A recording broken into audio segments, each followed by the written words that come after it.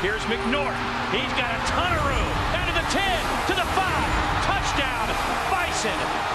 North Dakota State wins the Division I football championship. If you like offense, you've come to the right place. Both the Bobcats and Seawolves know how to put the ball into the end zone. What's at stake?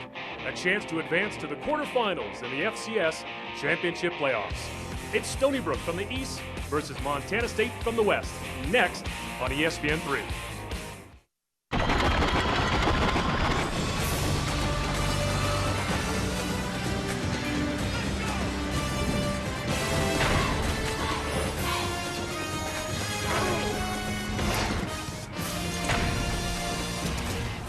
Welcome to beautiful Bozeman, Montana, for tonight's playoff matchup between the 10-2 Stony Brook Seawolves and the 10-1 Montana State Bobcats. Let's take a look at the FCS championship bracket on this side. The winner of this game takes on the winner of Sam Houston State and Cal Poly. Last year, Sam Houston State ended the season for both the Seawolves and the Bobcats. In overtime, Illinois State with a thrilling win, and they will face the winner of Eastern Washington and Wagner. And hi everybody, Peter Young along with former NFL All-Pro Corey Chavis. Both of these teams have dynamic offensive leaders. First of all, for the Bobcats of Montana State, Denarius McGee, their quarterback, two-time Big Sky offensive MVP. He's been called magical, a Pied Piper, and when the game's on the line, he's clutch.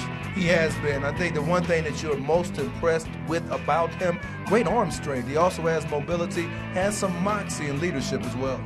Stony Brook, there's no surprise what they like to do. They love to run the ball, a lot of smash-mouth football, and they've got a stud running back in Miguel Masonet. Well, you see it right there. You see him run between the tackles. He has outstanding patience. He can cut back against the grain. And when you combine all of that, potentially a Walter Payton Award winner.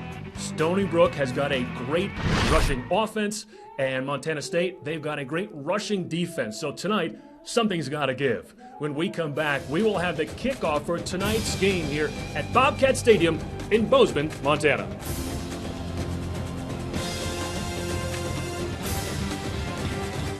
NCAA.com/shop has all the hottest officially licensed 2012 championship merchandise. With over 100,000 items for over 500 college teams, everything you need is in one location. You'll get 365-day hassle-free returns, great customer service, and $4.99 3-day shipping on any size order.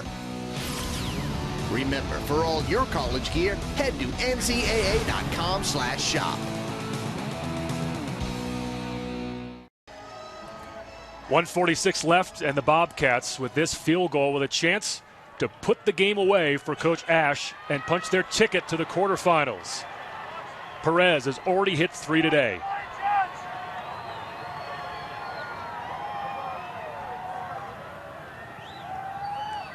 Good snap, good hold. And he missed it. Wide left. The door is open for the Seawolves.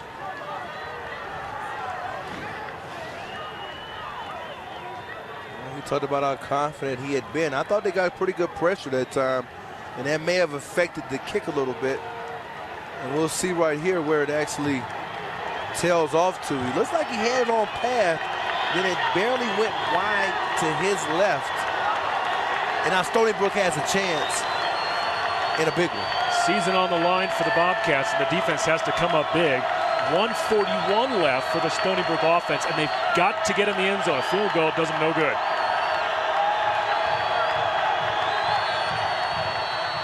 Play action. Essington with time, and then finally has to throw it away as the pressure came late. That's one of the things I was worried about on this drive. They come out with play action. There's not much of a threat of you running right now because you only have 2 timeouts left. If they had run the football even out of that formation, I understand he's good off of the play action, but right here I'd like to see them be able to get in their shotgun, spread it out. Not sure they're capable of that, even though they're going to try it right here. 2nd and 10. 1:34 left. 4 wide receivers for Essington. And he goes down, sacked by the Bobcats, and that is Brad Daly. What a huge moment to get a sack. Yeah, and guess who he beat? He beat that 6'8" tackle over there, Michael Bamiro, and he did it what he always does. Great hand usage, getting up and under him and being able to make that sack and turn the corner. Daly's a factor, and he brought out the 9-iron right there, kind of like John, and hit it long. 3rd and 14, clock running, a minute left. Here comes Daly again, and Essington goes down for the second time. And they're saying he fumbled. I think Daly got it out. And did he? No signal yet. And so clearly 4-down territory with 45 seconds on the clock. And Bamiro cannot handle that up and under rip move by Daly. It's one of the best things that he does.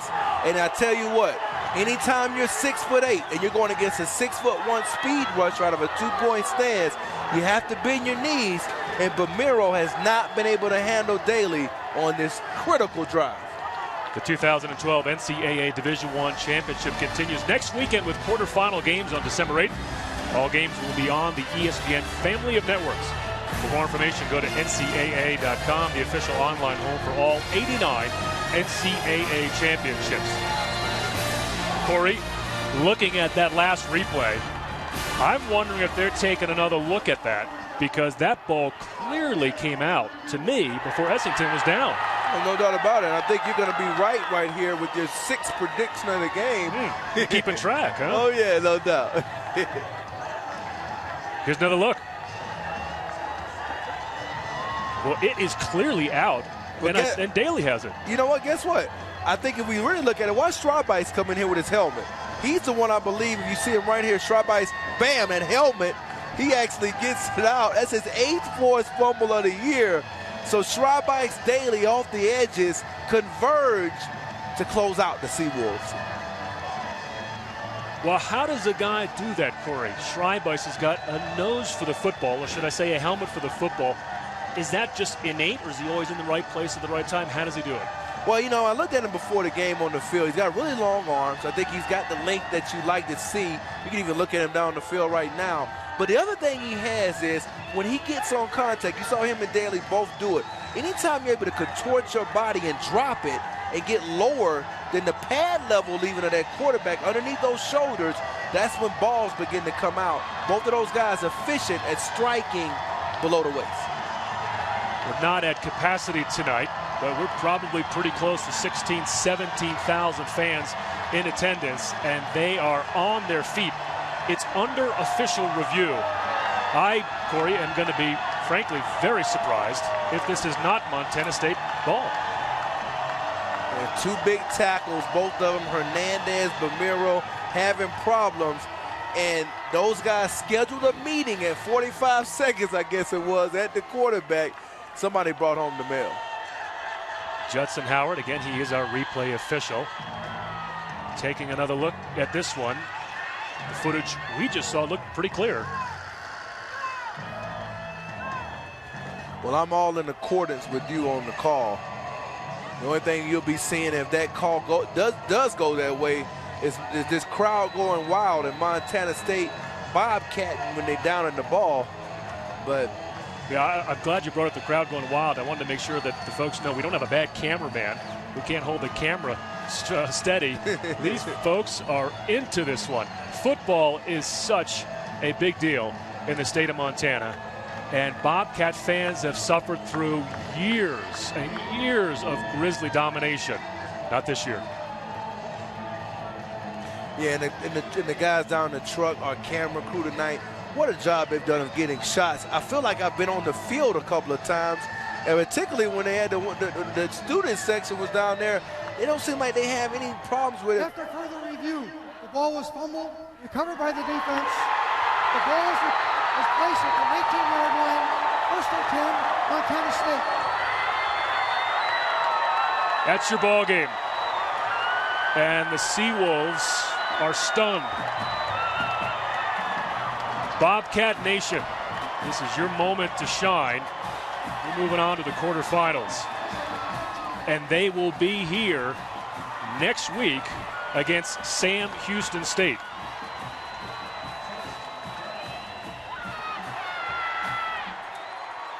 And the season ends, a storybook season for the Seawolves. Their second straight trip to the second round. And it ends with their third fumble of the night. And I believe they called, was it an official's timeout before McGee took his knee? Looks like that might have been the case, but I mean, Stony Brook doesn't have much to be disappointed. I know they're disappointed right now, but the way this program and where it's come from, I think it might just be Montana State's time. Coach Ash picks up his 50th win here in Bozeman, passing the legendary Sonny Holland a few weeks ago and creating his own legend here in Bozeman. Stony Brook called their last timeout. Well, defenses were big tonight. We thought it would be an offensive affair, but Corey, you're a defensive guy. You gotta love it. Yeah, you gotta love it. Zach Minner loves it right there. Jody Owens, how many times did we call his name? Moyaki Ola, he was also all over the place. You see him chase down Schraub Ice from the backside. And look at him get up and have the energy necessary. Again, it's Mentor, Owens. These guys kept showing up all night. And if you're a Bobcat fan, you like the way they were clawing at those Seawolves tonight and making sure they weren't going to swim upstream. Well, Coach Ash finally allows himself a smile with 40 seconds left. They should probably have to just do this one more time, but now there's a flag down. Stony Brook's a scrappy bunch. They'll play until there are 2 zeros up there on the scoreboard. Offside defense with contact. 5-yard penalty. Repeat, second down. Timer, please reset the clock to 40 seconds. 4-0. Clock will start on the snap. Well, it has been an interesting journey for the Seawolves and Coach Priori. You know, they got Hurricane Sandy. They recover from that. They have their first round win against Villanova, a dominating performance, and then they fly all the way out to Montana. A gutty performance, but they ran into an MSU team led by their junior, Denarius McGee, the magician, the Pied Piper, call him whatever you want. But you know what? It's another win for McGee and the Bobcats. It really is. I think he's going to have to step it up, though, you know, moving forward. And I think that's probably the only thing that I would say is paramount for this football team, because got to get a little bit more efficient. I like the way he involved Tanner Bleskin down the field in this game. Sam Houston State can score at the best of them, though. You know, we talked about it earlier, 46 points a game. And Tim Flounders is just unbelievable. He, along with the whole entire Russian attack, is pretty good. So they're going to be challenged here next week. Fourth trip all time to the quarterfinals for Montana State. They will play here again next weekend as the students storm the field here at Bobcat Stadium. What a night in Bozeman.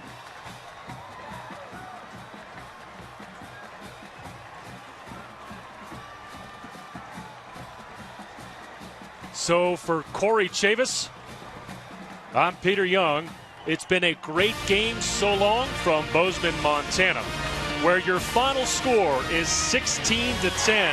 The Bobcats with the win. To watch this entire game on replay, as well as other games on our family of ESPN networks, log on to watchespn.com or download the Watch ESPN app. This has been a presentation of ESPN.